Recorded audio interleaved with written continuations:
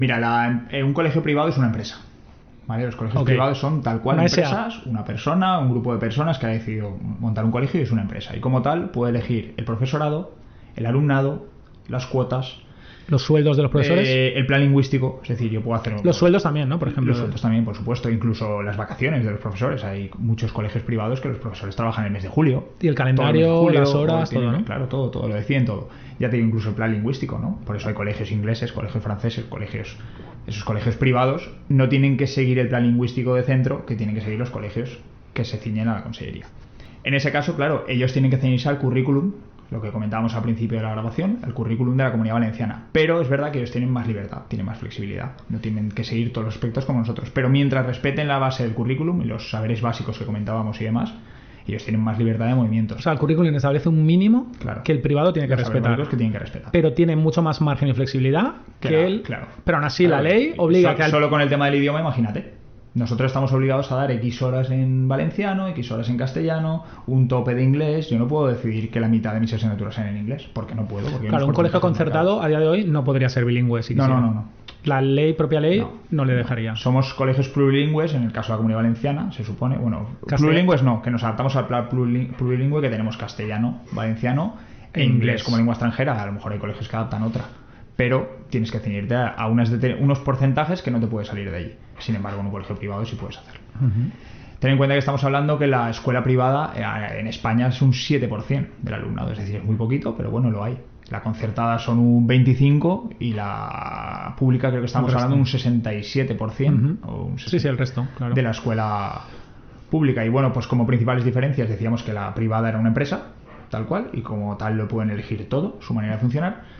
La concertada depende de la consellería en determinadas cosas, excepto en la contratación del profesorado, ¿vale? Es decir, a nivel de diferencia entre la pública y la concertada, que es lo que me preguntabas, pues sobre todo a nivel de ayuda de la consellería, no es la misma ni mucho menos, ¿vale? Es decir, se habla de la donación de la escuela concertada, ¿no? De la típica cuota de los padres que pagan en la concertada.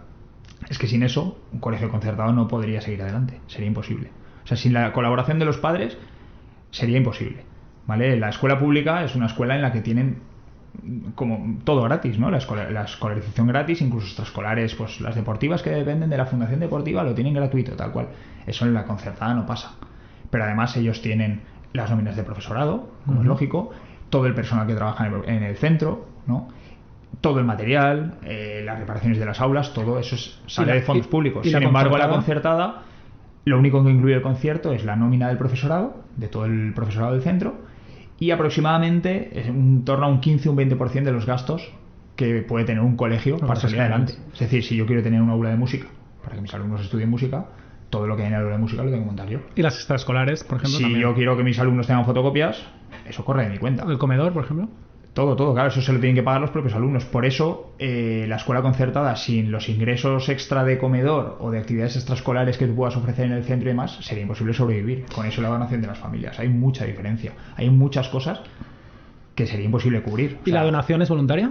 La donación es voluntaria. Es una aportación voluntaria, que hay centros que hay más gente que la hace y hay centros que hay menos gente que no la hacen. Ahora, ¿qué pasa si en un colegio concertado nadie diera la donación? Ya te digo yo, te lo adelanto, que en 2-3 años ese colegio tiene que bajar la persiana o hacerse privado. Seguro.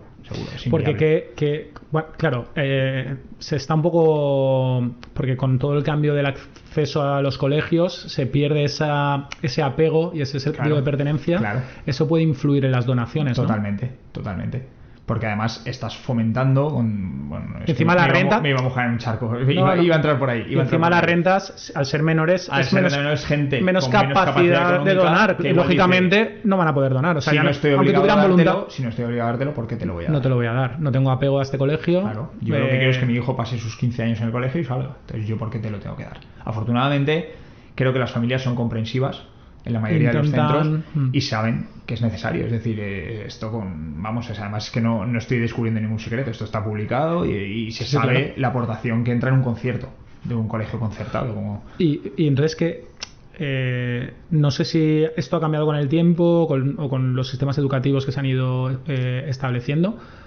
¿Qué sentido tiene ahora la escuela concertada? Es decir, me explico, ¿no? Es decir, ¿por qué una escuela concertada tiene razón de ser y no sería mejor que fuera pública?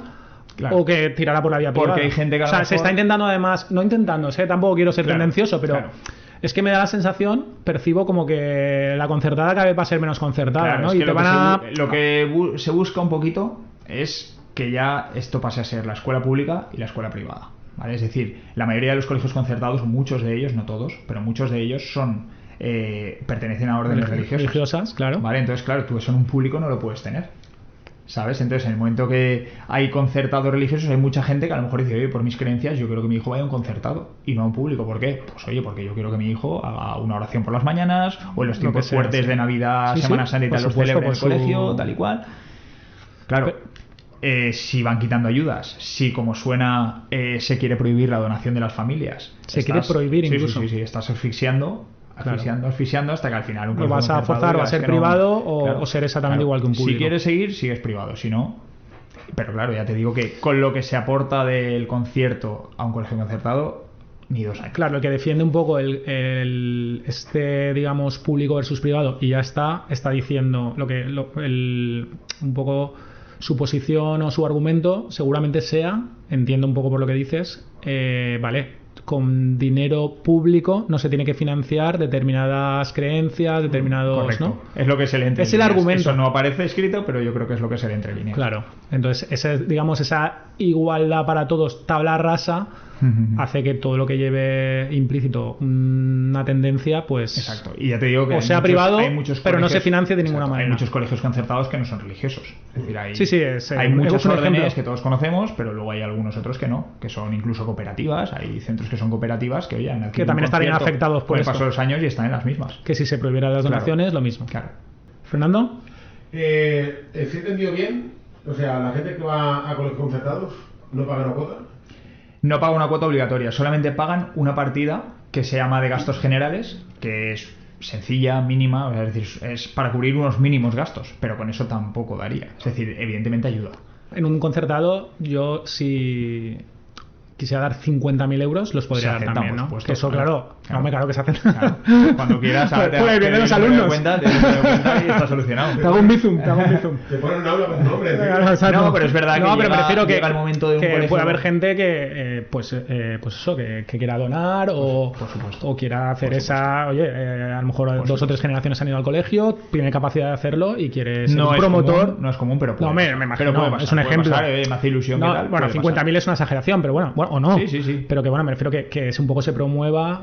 Podría pasar. Pero tú ten en cuenta que estamos hablando de que cualquier tipo de... Te pongo un ejemplo. Se me cae un techo, se me desmonta, no sé qué, tengo que reformar, no sé qué, porque el colegio tiene 50 años. Eso tiene que salir del propio colegio. De tu pulmón. Si tú no tienes ingresos más que el concierto que me cubre las nóminas y una pequeña parte de gastos, es decir, sí, me cubres el papel higiénico de los baños, las fotocopias, las tizas, 4 cosas, pero son muchas cosas. Y si te quieres actualizar y quieres tener pantallas táctiles para la pizarra y quieres ese tener material no lo paga proyectores, la no consellería. No lo paga la consellería. Eso sale de, pues eso, de la nóminas y, colaboración de las y un familias. porcentaje de los gastos generales. Un 15-20% es lo que entra en el concierto. Vale. A ver, sí que parece que esta nueva ley un poco van a los concertados vais a tener que ir haciéndoos la idea o adaptaros. Porque además tenemos un problema grande y bueno, la natalidad ha bajado muchísimo este año, se ha notado en la escolarización un montón. De hecho, los datos son... Ya llevamos años oyéndolo por expertos que dicen que la natalidad había bajado. Y es cierto, lo íbamos viendo, pero lo de este año ha sido... De hecho, consultábamos los datos hace poco y de la generación que se matriculó, que hizo la escolarización el año pasado, había 7.500 niños en Valencia capital, para que te hagas una idea, 7.500 niños. En este año 2022 había 5.500 niños. Es decir, si te lo redondeo los números, pasamos a 8.000 y a 6.000, ¿vale? De un año para otro, 1 de cada 4 niños no nació. Por lo tanto, tienes un 25% menos de niños que el año anterior. ¿En qué ha generado eso? El proceso de escolarización con muchísimos colegios que no han llenado en la escolarización. Y eso implica aulas vacías, aulas que a lo mejor ofertaban 25 plazas y tienen 14 niños. Claro, ¿eso qué puede conllevar? Que al año siguiente la consellería diga, oye, ¿para qué quieres tú un concierto con un aula de 14 niños? Eso te iba a decir. Aula fuera. Eso que implica profesores despedidos y es lo que estamos viendo. El otro día publicaban los datos de este primer semestre de 2022, ha vuelto a batir el récord histórico de bajada de natalidad. Es decir, dentro de 3 años, esos niños que les tocará escolarizar en 2025, septiembre de 25, el primer semestre ha sido caótico. Es decir, aún hay menos niños. Claro, si antes podías decir, bueno, la concertada da servicio, ¿no? Claro. Dice, bueno, hay mucha demanda de plazas, bueno, aquí está la concertada. Claro, pero te van a decir si ahora si ya tengo no, el público vacío y claro, no se si llena. ahora ya no hace falta porque cada vez hay menos demanda, pues todavía me dan más razones para desincentivar, por no decir a lo mejor desmantelar. Sí. El futuro es preocupante. Si quieres un titular. No, a ver.